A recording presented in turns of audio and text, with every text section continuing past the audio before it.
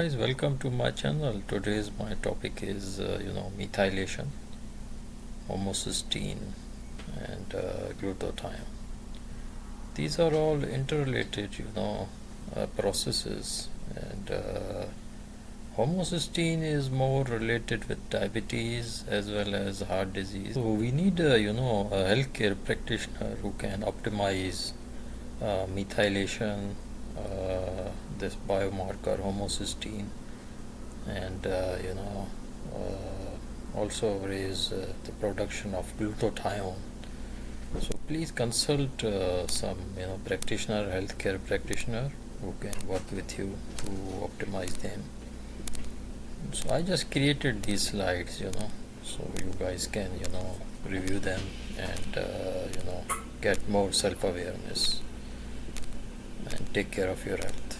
And please like and subscribe my channel. Thank you.